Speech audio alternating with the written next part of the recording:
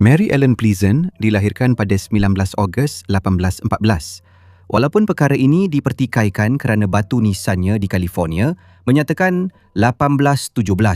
Asal-usulnya tidak jelas kerana dipercayai dia dilahirkan sebagai hamba di sebuah ladang di Georgia. Namun, dia kemudiannya menyatakan bahawa dia dilahirkan sebagai orang bebas di Philadelphia kepada seorang wanita kulit hitam sepenuhnya dari Louisiana, merujuk kepada ibunya, dan seorang bapa dari Hawaii. Sebagai seorang gadis muda, dia telah dipisahkan daripada keluarganya. Walaupun butiran tentang bagaimana perkara ini berlaku tidak diketahui. Dipercayai bahawa ketika dia berumur sekitar 10 hingga 13 tahun, dia tiba di Nantucket, Massachusetts, di mana dia bekerja sebagai pembantu rumah untuk sebuah keluarga kulit putih. Pada masa ini, dia mendapati bahawa tidak disedari oleh orang di sekelilingnya boleh menjadi sangat berguna. Dia kemudiannya akan menjadikan sifat ini sebagai satu kelebihan. Semasa bersama keluarganya, dia dilayan dengan baik, belajar membaca, menulis dan cara bekerja di kedai. Nampaknya, keluarga itu sangat terlibat dalam gerakan penghapusan perhambaan. Ini mungkin telah membangkitkan semangatnya untuk perjuangan itu kerana dia bertemu ramai tokoh terkenal dalam gerakan penghapusan perhambaan. Pleasant ialah seorang gadis yang bijak dan cepat belajar, walaupun tidak pernah menerima sebarang jenis pendidikan formal. Dalam biografi beliau pada tahun 1902, dia menyatakan, "Saya sering tertanya-tanya, apa yang saya mungkin jadi jika saya mendapat pendidikan?" Dia kemudian menulis bahawa, "Saya telah mengetepikan buku-buku dan banyak mempelajari lelaki dan wanita. Saya sentiasa perasan bahawa apabila saya ada sesuatu untuk dikatakan, orang akan mendengar. Mereka tidak pernah tertidur ketika saya bercakap." Beberapa tahun kemudian, Pleasant berkahwin dengan suami pertamanya yang bernama James Smith. Dia seorang kontraktor bunga dan peniaga yang kaya, berketurunan putih atau campuran. Smith juga seorang pejuang penghapusan perhambaan yang tegas dan bersama-sama mereka terlibat dalam rangkaian Underground Railroad sebagai penculik hamba. Pasangan itu membantu hamba melarikan diri daripada tuan mereka dengan menyembunyikan mereka di rumah perlindungan, kemudian membawa mereka ke negeri-negeri utara Amerika Syarikat atau malah hingga ke Kanada. Malangnya, Smith meninggal dunia pada tahun 1840-an, meninggalkan Pleasant dengan harta pusaka yang besar serta arahan untuk meneruskan kerja penting yang telah mereka dedikasikan selama bertahun-tahun. Pleasant terus membantu membawa hamba-hamba ke kebebasan. Sepanjang hidupnya, Pleasant terus memberikan sokongan kuat terhadap hak sama rata. Kemudian, pada tahun 1848, dia memulakan hubungan dengan seorang lelaki kulit hitam bernama John James Pleasant. Ada spekulasi bahawa ini adalah suami keduanya kerana dia mengambil nama keluarga Pleasant walaupun tiada rekod rasmi perkahwinan itu berlaku. Bersama-sama, mereka mengikuti arahan Smith. Tetapi selepas beberapa tahun, mereka terpaksa berpindah ke New Orleans kerana kecurigaan yang semakin meningkat daripada para pemilik hamba. Pada waktu inilah demam emas California bermula.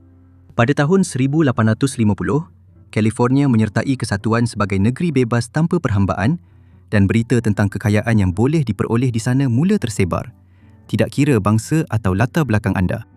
Disebabkan perkara ini, pada April tahun 1852, Pleasant memutuskan untuk meninggalkan New Orleans dan menuju ke San Francisco. Sebagai seorang wanita kulit hitam berkulit cerah, beliau boleh dianggap sebagai orang kulit putih dan memastikan untuk menggunakan nama keluarga suami pertamanya ketika berurusan dengan orang kulit putih bagi mengurangkan kemungkinan diskriminasi. Beliau tidak lama kemudian mendapat pekerjaan sebagai tukang masak dan pembantu rumah untuk ahli perniagaan kaya. Mereka ini adalah antara lelaki paling penting di bandar itu dan beliau bekerja untuk mereka atas sebab tertentu. Bagi lelaki-lelaki ini, beliau seolah-olah tidak wujud dan sikap acuh tak acuh inilah yang beliau manfaatkan sepenuhnya. Pleasant menggunakan kedudukannya untuk dengan bijak mencuri dengar perbualan orang-orang kaya yang beliau layani. Dengan cara itu, beliau mendapat petua pelaburan dan gosip-gosip menarik. Penulis biografi Lynn Hudson dalam satu temu bual mengenai Pleasant menyatakan, adalah sangat mungkin pekerjaan beliau sebagai pekerja domestik hanyalah penyamaran kerana jelas beliau memperoleh wang daripada pelaburan. Sebagai tukang masak di San Francisco, Pleasant dilaporkan memperoleh sekitar $500 sebulan. Dengan wang ini serta harta pusaka daripada suami pertamanya, beliau melabur dalam hartanah, lombong emas dan perak. Akhirnya, beliau berjaya mengumpul wang yang cukup untuk memulakan perniagaan Dobby sendiri dan dari situ beliau terus mengembangkan usahanya. Di San Francisco, Pleasant terus membantu bekas hamba dengan bantuan keuangan dan mencari pekerjaan untuk mereka. Apabila beliau semakin berjaya, beliau membawa ramai orang bekerja dengannya dan memberikan mereka jawatan penting. Dalam kalangan orang kulit putih yang kaya, beliau dilihat sebagai pemilik perniagaan dan bagi ramai orang, beliau dianggap sebagai salah seorang daripada mereka.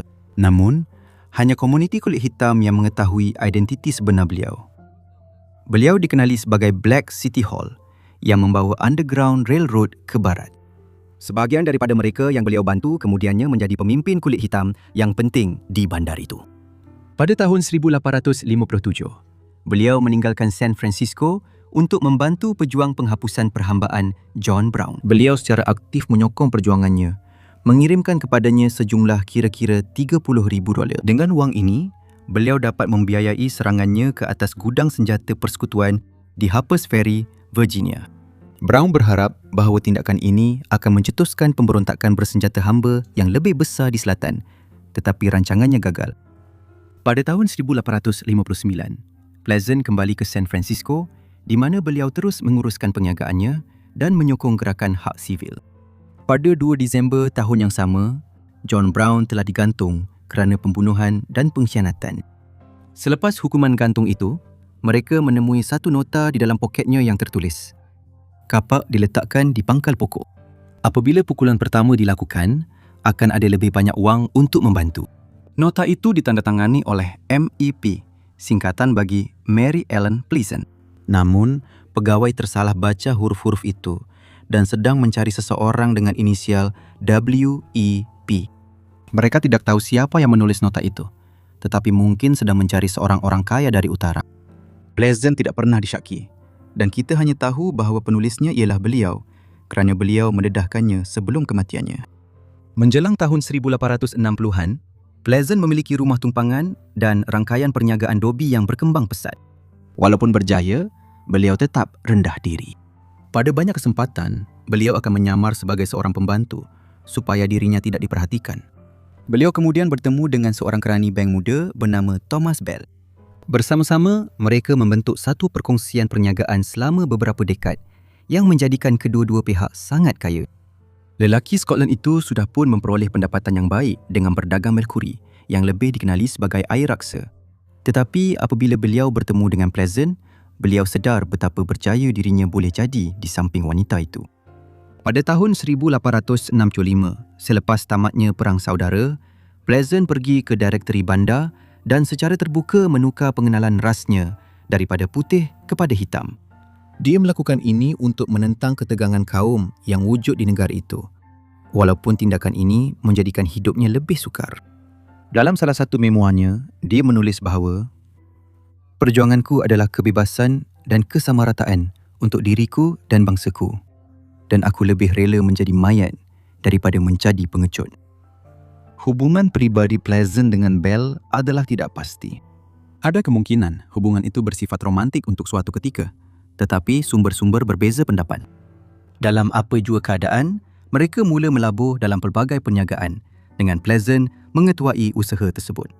Untuk sebahagian besarnya, Bell hanya mengikut nasihat dan panduannya. Oleh kerana Pleasant kini telah didaftarkan sebagai orang kulit hitam, dia takut orang akan mula mempersoalkan bagaimana dia memperoleh semua wang ini. Untuk mengelakkan masalah dan diskriminasi yang mungkin timbul, dia meletakkan pelaburan dan hartanah atas nama Bell. Ini memudahkan urusan perniagaan yang mungkin lebih sukar bagi seorang wanita pada tahun 1860-an, terutamanya bagi seorang wanita kulit hitam. Pleasant secara terbuka menyerang diskriminasi kaum yang berlaku di San Francisco dan terus memperjuangkan hak sivil. Pada tahun 1866, semasa berada di dalam tram bandar, beliau dan dua wanita kulit hitam lain telah dipaksa keluar. Disebabkan perkara ini, beliau telah memfailkan saman terhadap dua syarikat tram kerana diskriminasi kaum. Salah satu syarikat berjanji untuk membenarkan orang Afrika Amerika menaiki tram mereka, manakala satu lagi tidak berganjak. Kes tersebut Pleasant lawan syarikat kereta api North Beach dan Mission telah dibawa ke Mahkamah Agung Negeri. Akhirnya, Pleasant membuka jalan untuk penyasingan tram di bandar itu. Terima kasih kepada usaha-usaha ini. Beberapa tahun kemudian, beliau diiktiraf sebagai ibu hak sivil di California. Seiring berlalunya tahun, kekayaan Pleasant dan Bell terus berkembang. Tidak lama kemudian, mereka memiliki saham dalam perniagaan Dobi, Tenusu, restoran, rumah tumpangan dan juga bank Wells Fargo. Menjelang tahun 1875, mereka telah mengumpul kekayaan yang besar. Dianggarkan melebihi $30 juta.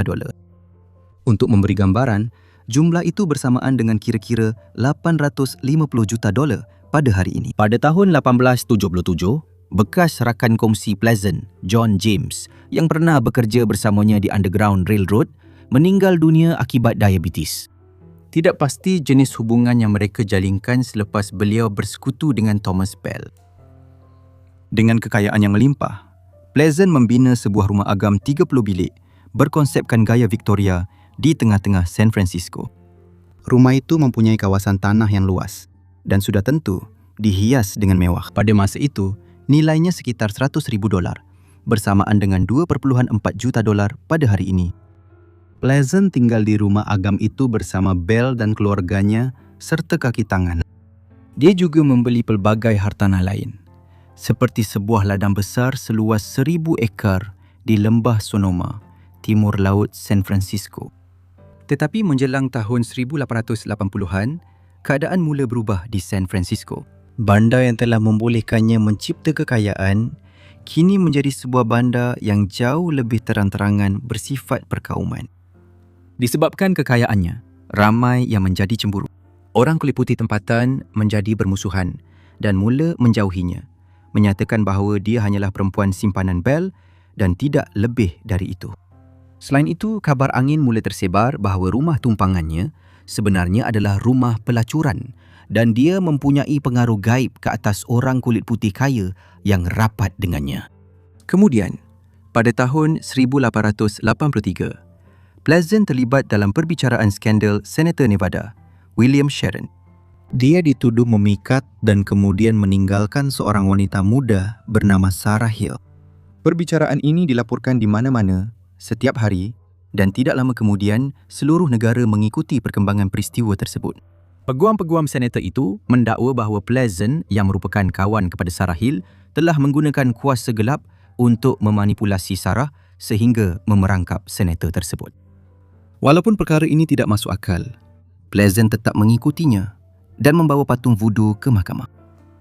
Dia mendakwa bahawa dia akan menggunakan kuasanya untuk menyebabkan kematian senator itu.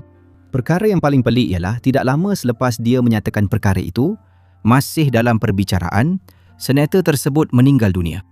Ini mengesahkan banyak syak wasangka dan dia tidak lama kemudian dianggap sebagai seorang sosok mitos yang jahat. Ramai yang menganggap dia sebagai Ratu Vudu. Pada masa inilah mereka mula memanggilnya dengan gelaran perkauman Mammy Pleasant kerana bertahun-tahun dia bekerja sebagai pembantu rumah. Akbar juga memanggilnya dengan nama ini, tetapi dia tidak menyukainya. Dia berkata, "Saya tidak suka dipanggil Mammy oleh semua orang." Catatkan itu. Saya bukan Mammy bagi semua orang di California. Saya menerima surat daripada seorang pastor di Sacramento. Ia ditujukan kepada Mammy Pleasant. Saya membalas suratnya di atas kertasnya sendiri, bahawa nama saya ialah Puan Mary E. Pleasant. Saya takkan membazirkan kertas saya untuk dia. Pada tahun 1899, Thomas Bell telah meninggal dunia. Ini memberi kesan yang besar kepada Pleasant. Apabila dia ditemui mati di rumah agam Pleasant, balunya Theresa Bell melancarkan kempen fitnah 4 muka surat di San Francisco Chronicle dengan tajuk utama Ratu Vudu. Akbar menggambarkan beliau sebagai raksasa, menuduhnya mengamalkan sihir dan memberi gambaran bahawa dia telah membunuh Bell.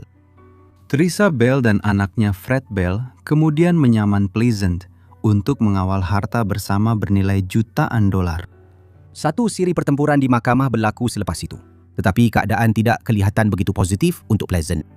Pertama sekali, reputasinya telah tercemar oleh tuduhan akhbar mengenai rumah pelacur miliknya, amalan vudu dan ada juga kabar angin yang mengatakan dia memakan dan mencuri bayi. Selain itu, banyak hartanya, termasuk rumah agam yang direka dan dibinanya, didaftarkan atas nama Bell. Ini menyukarkan beliau untuk membuktikan hak milik.